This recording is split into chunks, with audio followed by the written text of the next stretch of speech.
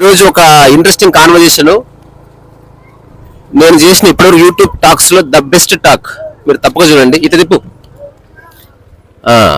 So ఆ talk ఏంది, ఆ చర్చ ఏంది, ఒక 30 seconds లో మీరు చూద్దరు కానీ, సరేనా? ఇంత బ్రేక్ఫాస్ట్ చేశారు, ఇప్పుడే బ్రేక్ఫాస్ట్ చేసిన పొంగలు అండ్ వడ తిన్న చాలా రోజుల తర్వాత. Very nice. ఈ ఇంటర్వ్యూ ఎంత బాగుందో అంత బాగుంది అది. బాయ్. నిన్న ఈవినింగ్ ఇంటికి వెళ్తుంటే హరి ఒక మిత్రుడు వచ్చాడు. అనా విపశ్యన గురించి ఇంకో వీడియో చేయండి అన్నాడు. అంటే నేనే ఎందుకు చేయాలి, నేను ఏమన్నా కాపీరైట్ తీసుకున్నానా, నీకు తెలిస్తే నువ్వు చెప్పరాదన్నా. లేదన్నా, నేను విపశ్యన ఎప్పటి నుంచో చేస్తున్నా, 7 times వెళ్ళాను, దాని గురించి ఇంకేమైనా కొంత తెలుసుకోవాలనుకుంటున్నా. అంటే నీకు తెలిసింది నువ్వు చెప్పు, నాకు తెలిసింది నేను చెప్తా అంటే సరే అన్నాడు. ఈరోజు పొద్దున వచ్చిన తర్వాత మరి వీడియో చేద్దామని అడిగా. అంటే నాకు సరిగ్గా మాట్లాడడం రాదు, నాకు భయం. అంటే విపశ్యన ఇన్ని రోజులు చేసిన నీకు ఈ బేసిక్ అర్థం కాకపోతే ఎట్లా? జీవితమే ఇంపర్మనెంట్. నీ భాష చూసి, నీ వేషధారణ చూసి ఎవడేలో జడ్జ్ చేస్తున్న థాట్ మనం ఎందుకు క్యారీ చేయాలి? అవసరం లేదు. ఇది నీకు అర్థమైతే చేద్దాం, లేకపోతే వద్దన్నా. చేద్దాం అన్నాడు. సో ఇప్పుడు అతను పిలుస్తా. శివ అక్కడ వస్తున్నాడు. అదే శివ వస్తున్నాడు చూడరా. సో ఇప్పుడు ఆ అబ్బాయి ఈ ప్రపంచం దృష్టిలో అందరితో పోలిస్తే ఒకలా కనబడొచ్చు, బట్ నా దృష్టిలో, ప్రకృతి దృష్టిలో అతనెంతో, నేనెంతో, మీరంతే. విపశ్యన మూల సూత్రం అంతవరకే. సో జీవితం ఇంపర్మనెన్స్ అందా. సో జీవితం ఇంపర్మనెంట్ అని తెలుసుకున్నావు, బాధ్కతం. అప్పుడు ఈ మమకారాలు, వస్తు ప్రేమలు ఎందుకుంటాయి? ఒక విషయాన్ని వాడుకోవడం, ఆ తర్వాత ముందుకు వెళ్ళిపోవడం. సో శివ, నువ్వు ఇంతకుముందు మన ఇద్దరి మధ్య జరిగిందో ఓ మాట చెప్పిన, ఇప్పుడు నువ్వెవరో క్లుప్తంగా చెప్పు. నా పేరు శ్రీకృష్ణ. మాది ఊరు వచ్చేసి నాగర్ కర్నూలు డిస్ట్రిక్ట్, కొల్లాపూర్ దగ్గర. మాది మహబూబ్నగరే, పెట్టినది. Okay okay. నాది నాగర్ కర్నూలు డిస్ట్రిక్ట్. అంటే కొల్లాపూర్. కొల్లాపూర్ లో సదాశివరావు తెలుసా? అంటే నా కొల్లాపూర్ తాలూకా, పక్కల విలేజ్. సో యాక్చువల్లీ నేను పిఎస్ఎస్ఏ మూమెంట్ నుంచి మెడిటేషన్ అనేది నాకు మన ముఖ్యం విపశ్యన. విపశ్యన ధ్యానం అనేది నేను 2017లో చేస్తాను. ఫస్ట్ కోర్స్ భీమవరంలో చేస్తాను. సో ఫస్ట్ కోర్స్కి అంత ఎక్స్పెరిమెంట్ అనిపించలేదు. అంటే ఎందుకు చేయాలనిపించింది అంటే మా బ్రదర్ నాకు ఫస్ట్ మెడిటేషన్ చెప్పాడు, ఆనాపానసతి ధ్యానం. అంటే అతను కూడా ఏది విపశ్యన చేస్తాడు. నేను అంటున్నది ఏదైనా ఎందుకు చేయాలనిపిస్తుంది? బాగా లేవన్నా, లేకపోతే ఇంకేదైనా కోరిక ఉన్నదా, ఇంకేదో గొప్పది ఉందనా? What is it? అంటే నేను యాక్చువల్ చెప్పాలంటే ఇంకేం తెలియదు. అంటే ఇంకా పల్లెటూరు ముద్ద అనమాట. అంటే మేము హైదరాబాద్కి వచ్చి చదువుకుంటా ఇంకే ఫిల్మ్ మేకర్ అని సినిమాల చుట్టూ, స్టూడియోల చుట్టూ బుక్స్ అది ఇట్లా కొన్ని, దాంతో పాటు కొన్ని బ్యాడ్ హ్యాబిట్స్ రావడం. అంటే ఇంకా గందరగోళంలో ఉండే మైండ్ అంతా. ఏంది ఈ ఏజ్లో ఎన్ని బ్యాడ్ హ్యాబిట్స్ ఇట్లా ఏంది అని అంత పరిచయంలో ఉండే అనమాట. సో ఒక వ్యక్తి నాకు పరిచయం అయ్యాడు. అతను నా బ్రదర్, ఇప్పటికి నాకు కాంటాక్ట్ ఉండు. అంటే దమ్మ ఫ్రెండ్. సో అతను ఫస్ట్ అంటే యాక్చువల్ ఏంటంటే నేను పోలియో హ్యాండిక్యాప్డ్, కొంచెం అంటే మెంటల్గా వీక్. అంటే చాలా మంది హ్యాండిక్యాప్స్ ఎట్లా ఉంటారంటే కొంచెం మెంటల్గా కొంచెం బాగా డిస్టర్బ్ అయి ఉంటారు. అదర్ పీపుల్స్ తో కంపేర్ చేసుకొని ఏంది లైఫ్. ఇప్పుడు లేదు. అంటే థ్యాంక్ యూ. నేను ఒకటే, థ్యాంక్ యూ సో మచ్. ఒక మాట చెప్పున్నా, శరీరంలో ఒక భాగం వైకల్యం, నాకు ఆ పదాలు ఇష్టం లేదు వాడడం. ఒక భాగం ఎక్కువనో తక్కువనో ఉండడం. ఒకటికి ముక్కు చాలా అందంగా ఉన్న వైకల్యం కాదా మరి? ఏదో ఒకటి ఒకటి మహా అందంగా ఉన్నాడు, నా దృష్టిలో అది కూడా వైకల్యమే. సో మానసికంగా కుట్రలు కుతంత్రాలు ఉండకపోయి జీవిస్తే చాలు. శరీరం మన చేతులు లేదు, అది మనం నిర్మించుకోలేము. మన జన్యువులు, క్రోమోజోములు ఆడుకునే ఆట అది. సరే, కంటిన్యూ. సో అట్లా ఇంకా అతను ఫస్ట్ ఈ పిరమిడ్ తీసుకొచ్చాడు అనమాట. 1 year ఎక్కడ క్లాసులు అయితే అక్కడ ఉంటుండే, బుక్స్ ఉంటుండే, మెడిటేషన్, హాస్టల్ ట్రావెల్, బాడీ, ఇది సోలు అంతా గందరగోళం. ధ్యానం లేదు, ఏం లేదు. ఇలా మొత్తం మైండ్ అంతా పిచ్చి లేస్తుండే. మళ్ళీ ఏదో కోపం వస్తుండే. మళ్ళీ అంటే బేసిక్గా నాకు చిన్నప్పటి నుంచి అంటే కొంచెం నాన్ వెజ్ తినను, బట్ ఇంకా మెడిటేషన్ చేద్దాంలే అన్నట్టు నాన్ వెజ్ కూడా అప్పుడే ఆపేసాను.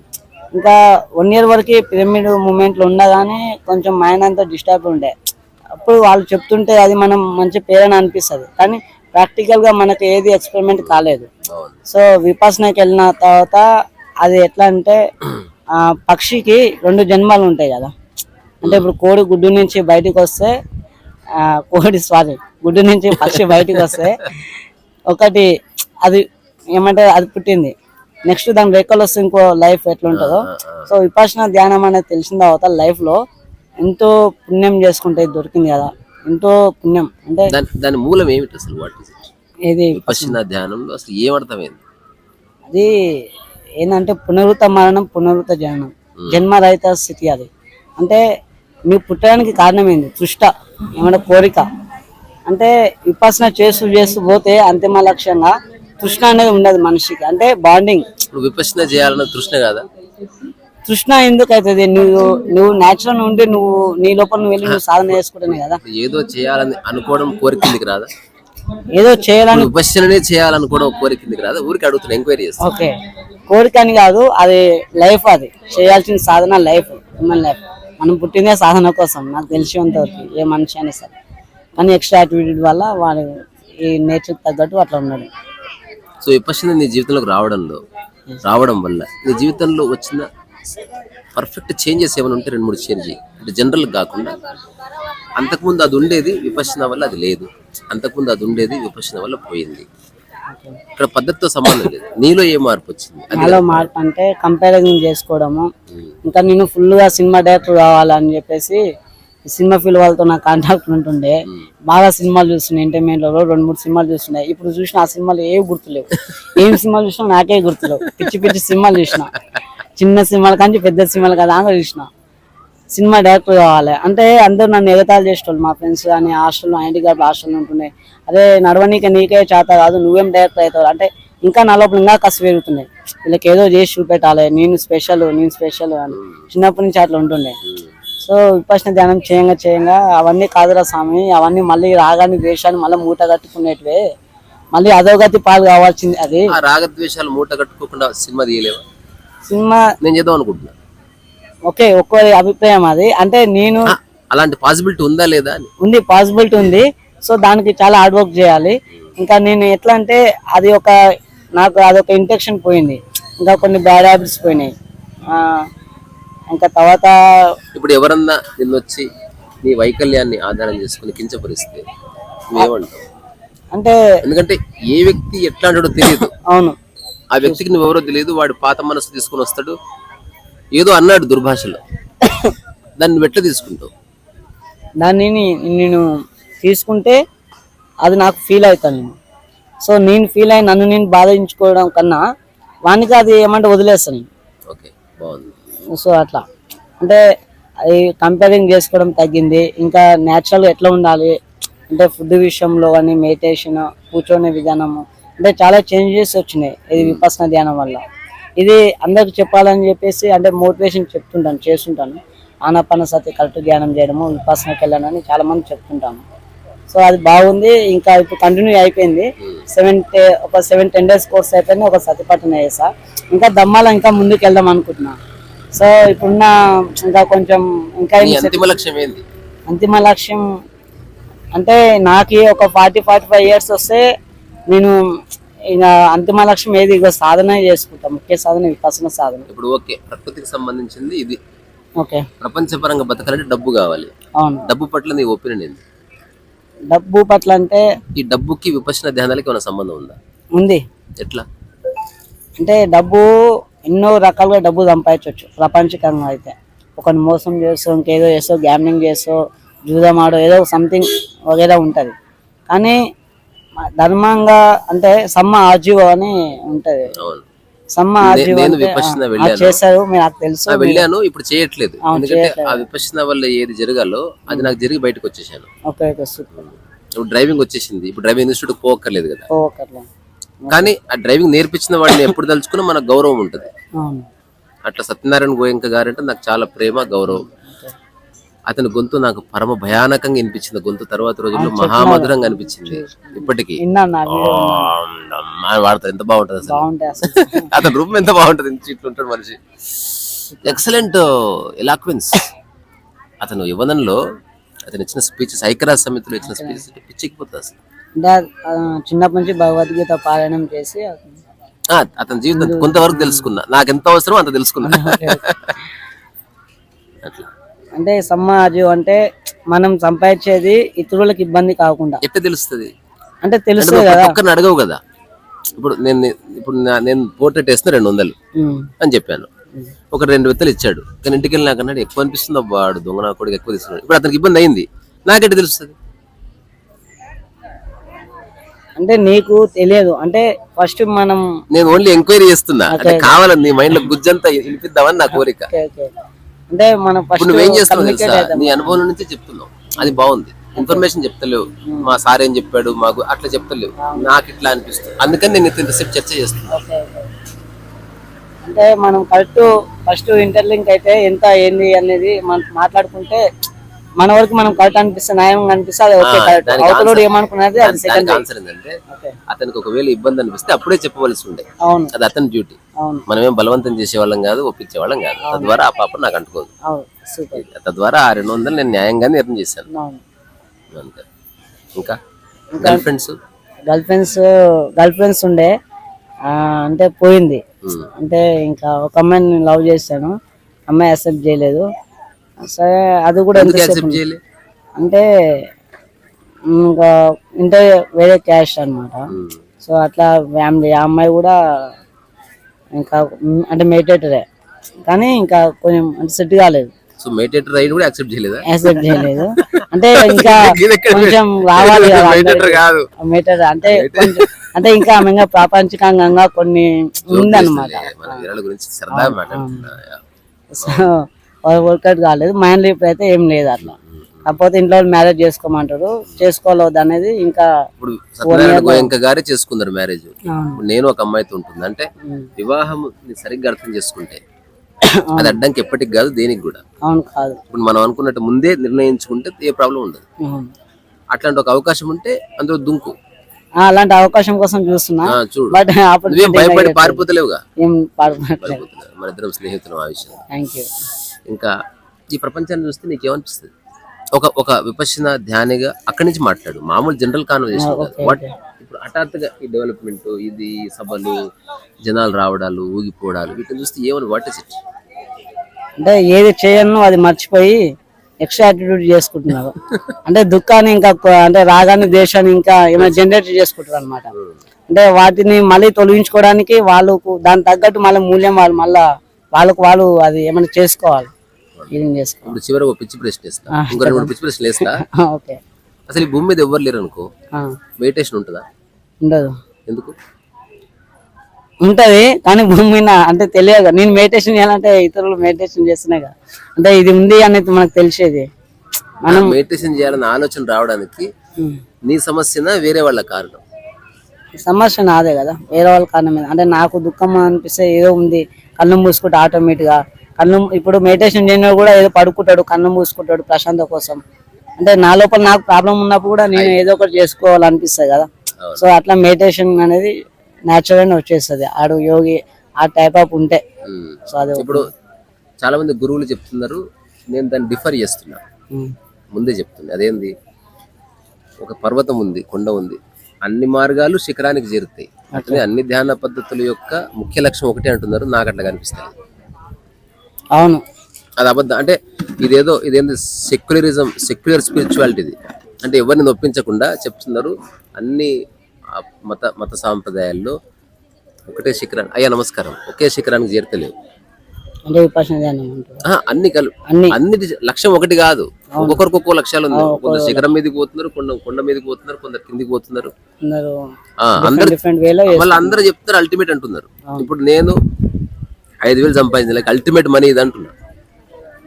వాడికి తెలియదు జీవితంలో బిల్గేట్స్ ఎవరో. బిల్గేట్స్ నిమిషంలో 5 లక్షలు సంపాదించిన తెలియదు అనుకో, అప్పుడు తెలుస్తుంది వాడికి ఇది అల్టిమేట్ కాదురా బాబు. ఇది ఒక అనుభవం. రెండో అనుభవం ఏంది అంటే జీవితం అర్థమైన వాడి వ్యాఖ్య. బిల్గేట్స్ సంపాదించడం తెలుసు, కానీ నాకు ఇది అల్టిమేట్. బిల్గేట్స్ నాకు సంబంధమే లేదు. నా 5,000 ఎర్నింగ్ నాకు నచ్చుతుంది, ఇది నా యొక్క సంపూర్ణ అనుభవం, నేను ఆస్వాదిస్తున్నా. ఒకవేళ ఇట్లా ఉందనుకో లైఫ్ చాలా బాగుంటుంది. అంతే కదా. ఈ మధ్య ఏం సినిమా చూసినావు? ఈ మధ్యన ఇప్పుడు నేను సినిమా తీస్తా ఉంటావా సినిమా? యానిమల్ బాగుందా? బాగుంది. ఇప్పుడు you are against all these things కదా, తృష్ణ కావచ్చు, లేకపోతే వైలెన్స్ కావచ్చు, రక్తం కావచ్చు, ఎగ్జాక్ట్లీ అవే ఉన్నాయి. అది నీకు ఎట్లా నచ్చుతుంది? ఇప్పుడు నీలో లేదు. అంటే నేను అది సినిమా లాగా నేను చూసిన, దాన్ని నేను వ్యక్తిగతంగా తీసుకోలే. అంటే బాగుంది, explain okay okay thank you. మంచిగా ఉన్నది ఎక్స్ప్లెయిన్ చేయడం.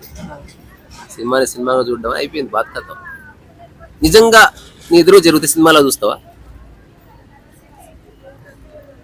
సినిమా లాగా అంటే అది సినిమా లాగా అనిపించదు, దగ్గర అనిపిస్తుంది కదా. ఒకవేళ చూడాలని నిర్ణయం చేసుకుంటే చూస్తావా? ఏం జరిగింది చూస్తా. ఒక్కొక్క జవాబుకి ఒక్కొక్క ప్రశ్న ఎండ్ అవుతుంది నాది.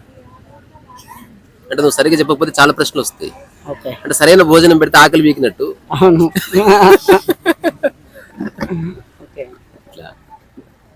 ప్రశ్న ఏంటవుతుందంటే గుడ్ అన్నట్టు క్లియర్ ఉంది, సోదే లేదు. లింక్ లేదండి. ఇప్పుడు ఏ కోరిక లేనివాడు అవసరం కోసం ఒక స్మోక్ చేయొచ్చు, ఒక మందు చేయొచ్చా? కోరిక లేదు, వాడు మళ్ళీ భవిష్యత్తులో అది ముట్టడం తెలుసు, కానీ అవసరం వచ్చింది, అది మెడిసిన్ గానే తీసుకోవాల్సి వచ్చింది అనుకో. నేను ఏదేమైనా తీసుకోను కాబట్టి నేను తీసుకోకుండా మరణిస్తా అంటాడా? ఒకసారి తీసుకుంటే నా యొక్క పవిత్రత ఏం పోదు, నా ధ్యానం ఏం చెక్కు చెదరదు, నా మైండ్ ఏం దానికి ఎడిక్ట్ కాదు. తీసుకుందాం ఎక్కడి అని తీసుకుని వదిలేసే. How do you look at it? ఇది హైపోథెటికల్ సందర్భమే. నేనైతే తీసుకుంటా. అదే తీసుకోవచ్చు, మళ్ళీ నేను చేయను అంటే దాని పట్ల అతనుకున్న ఇంటెన్షన్ ఎంత బాండింగ్ ఉంది అంటే దగ్గర అంటే ఒక దానికి లొంగిపోతాం అన్న భయం ఉంటే తీసుకోకూడదు. లేదు ఇది నాకు లైట్, ఇది కూడా నేను కాదు, ఓకే ఇప్పుడు సిచ్యువేషన్ వచ్చింది తీసుకున్నా, ఓకే రైట్ అయిపోయింది, ఎక్సలెంట్, అంతే, దాంతో స్టాప్. ఇప్పుడు విపశ్యనాలో హిందూ, ముస్లిం, క్రిస్టియన్ ఉంటారా? అలాంటివి ఏమి ఉండవా? అలాంటివి ఏమి ఉండదు, సర్వ మానవాళి. బొట్టు యాక్చువల్లీ ఎందుకు పెట్టుకున్నా అంటే నాకు అంటే బొట్టు అంటే ఇష్టం ఉంది, అందుకని పెట్టుకున్నా. అంటే మతంతో సంబంధం లేదు. మరి చెంప మీద ఎందుకు పెట్టుకోవాలి? చెంప అంటే నుదుటి పైన పెట్టుకున్నా. అందరు నుదుటి మీద పెట్టుకోవడం సాంప్రదాయం కింద వచ్చింది కదా. పెళ్ళైనప్పుడు చెంప పైన పెట్టుకున్నామని. బాగుంది, ఇది అంతే. ఎక్సలెంట్ ఉంది, థ్యాంక్ యూ. తిరగలేదు. ఇంకేదన్నా ఒక్కటి అడిగేదన్నా, జస్ట్ ఎనీథింగ్. నేను అడగాల్సినవన్నీ అయిపోయినాయి, అంటే నాకేం సంశయాలు లేవు. ఇప్పుడు ప్రెసెంట్ బండి మీద పోతున్నా కదా, 3 వీలర్స్, బండితో కొంచెం సౌకర్యం అవుతుంది ట్రాన్స్పోర్ట్ అనేది. అసలు బండి లేకుండా సేమ్ సౌకర్యం ఉంటుందా, డిస్టర్బెన్స్ అవుతుందా వైకల్యానికి? లేదు, కొంచెం ఏవి లగేజ్ వేసుకుంటే కొంచెం ఇబ్బంది అవుతుంది. సో నా వరకు నేను ఒక 10-15 రోజులు ఎటైనా దిగేంత వరకు లగేజ్ ప్యాక్ చేస్తున్న ఒక బస్సులో, ట్రైన్లో అన్ని నేను ట్రావెల్ చేయగలుగుతాను, ఓకే కంఫర్ట్. ఇంకా వెహికల్ ఉంటే ఇంకా ఈజీ, మొత్తం తిరిగేస్తాను. అదే నా వెహికల్. అది లవ్ చేయాలన్నా పెళ్లి చేసుకోవాలన్న అమ్మాయి అనుకో, ఆమె కంగా వైకల్యం ఉండాలనుకుంటా, నార్మల్ ఉండాలనుకుంటా? జనరల్ గా నార్మల్ గా నేను నార్మల్ ఉండాలనుకుంటున్నా, ఉండాలనుకుంటా. నార్మల్ కాదు, వైకల్యం నువ్వు బాగున్నావు కదా, సామెత అంగ వైకల్యం ఉంటే బాగుంటాయి కదా, జనరల్ నువ్వు బాగున్నావు చెప్తున్నా కదా. అంటే కాలు ఉండాలన్నా కాలు లేకుండా ఓకేనా, ఏసీ చేయడం ఓకేనా? నువ్వు శరీరాన్ని చూస్తున్నావా లేకపోతే లోపల ఉందా? అంటే నేను అంటే వ్యక్తిత్వాన్ని తెలుసు, దీంట్లో ప్లస్ కొన్ని ఒక అనుభవం నీకు తెలుసు. మైండ్ ప్రాబ్లం లేదు కాబట్టి అక్సెప్ట్ చేస్తున్నావు. ఆమె కూడా అటువంటి నీ మైండ్ తిరుగుంటే కాలు వైకల్యం నీకు అక్సెప్టా? మైండ్ ఉన్నా కానీ కాలు ఉండదు, నీకు ప్రాబ్లం అవుతుంది, ఆమెకు ఉంటే బాగుంటుంది ఎట్లుందని జస్ట్ నేను అనుకుంటున్నా. అంటే నా విషయంలో అట్లా జరిగి అలాంటి అమ్మాయి వస్తే నేను ఏమైనా యాక్సెప్ట్ చేస్తా.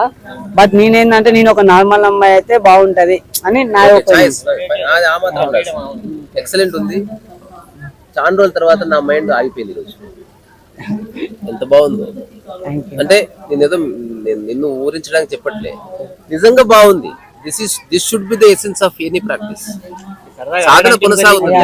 నేను ప్రాక్టీస్ చేస్తున్న బొమ్మలు మూలం అర్థమైనప్పటికీ బొమ్మ ప్రాక్టీస్ చేస్తున్నాను. సర్ప్రైజ్ కొట్టిన నీ వీడియోలు చూస్తుంటా కొన్ని. అయితే మీరు ఆ మధ్యలో విపశ్యన గురించి చెప్పినారు కదా, ఇంతమందికి అంటే ఒకటే హాల్లో కూర్చోబెట్టి సాధన చేపిస్తున్నారు, అది కొంచెం డిస్టర్బెన్స్ ఉందని. అంటే అందరికి ఒకే పద్ధతి కరెక్ట్ కాదని నా యొక్క అంటే కోరిక, ఒక్కొక్కడికి ఒక్కొక్క తలంలో ఉంటది. అంటే నేను దాని గురించి ఏమనుకుంటున్నా అంటే విపశ్యనలో బేసిక్ ఏంటంటే అక్కడ శీలపాలన అనేది ప్రతి ఒక్కరు పర్ఫెక్ట్ చేస్తారు. అంటే ఇంతమంది అక్కడ సాధించే వైబ్రేషన్స్ ఏమైతుందంటే ఆ ప్లేస్ అంతా పవిత్రంగా ఉంచుతుంది. అంటే నేను చెప్పేది దాని గురించి కాదు, ఓకే నేను చెప్పేది 1,00,000 మంది ఉండదు, నాకేం సంబంధం. ఓకే, ఆ 1,00,000 మంది మనస్సు ఏమిటో తెలుసుకొని అక్కడి నుంచి వాడికి పద్ధతిని ఇవ్వాలంటున్నా. ఇప్పుడు ఎగ్జాంపుల్, నువ్వు విపశ్యన చేస్తున్నావు నాకు తెలియదు, నువ్వు కూడా చెప్పదలుచుకోలే, ఆశ్రమానికి రాగా నీకు బేసిక్ కోర్స్ కి చెప్తారా లేదా? చెప్తారు. అట్లా కాకుండా ఇంతవరకు ఏమైనా చేశారా? మీకు నవ్వుగా చిన్న మాట్లాడి ఓకే. మీకు ఇదంతా అక్కర్లేదండి, మీరు బాగానే ఉన్నారు అని పంపించేయగలిగారు. ఆల్రెడీ ఆ అనుభవం ఉన్న వాడికి విపక్షణ ఎందుకు? అవును. ముందు తెలుసుకొని అక్కడి నుంచి చెప్తే బాగుంటది అంటున్నా. అంటే అది బేసిక్ గా 10 days కోర్స్ అందరికి ఒకటే ఉంటది. ఇంకా కోర్సులు బై కోర్స్ చేసుకుంటే మళ్ళీ నేను ఇంకా సారే వచ్చిందనుకో మారు విషయంలో ఆయన కూడా బేసిక్ నేర్పుతారు కదా, ఆయననే కౌంటర్ అట్లా ఉండొద్దు అంటున్నా. అట్లా ఇప్పుడు ఎవరైతే మెయిన్ దాని మూలం తెలిసిన వాడు ఉన్నాడో వాడు చూసి ఇతనికి ఇక్కడి నుంచి చెప్పండి చాలు. ఇతను మొత్తం జర్నీ చేయక్కర్లే, ఇతనికి సమాచారం అక్కర్లేదు, అనుభవం ఇవ్వండి.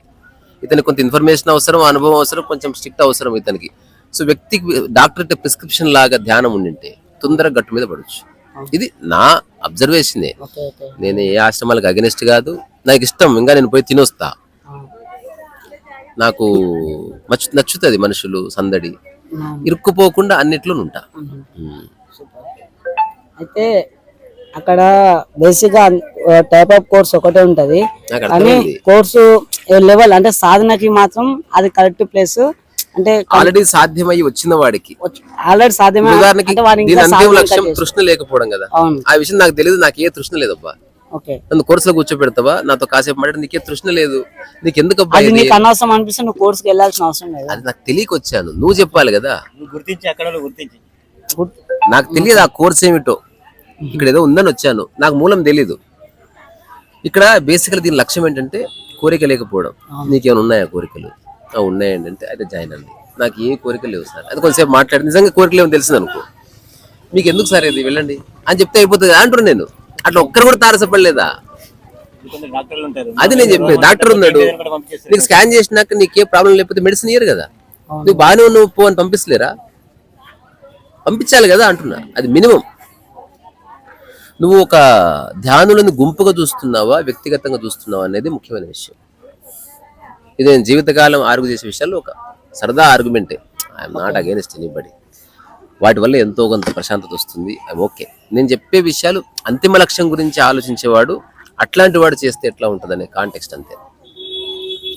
ఏదైనా నేను అడిగే ప్రశ్నలకి నీ ఇచ్చే జవాబులు ఎంత బాగున్నాయంటే నట్టుకు బట్టి రైట్ బోల్ట్ ఉంటుంది చూడు, అట్లుంది క్లుప్తంగా.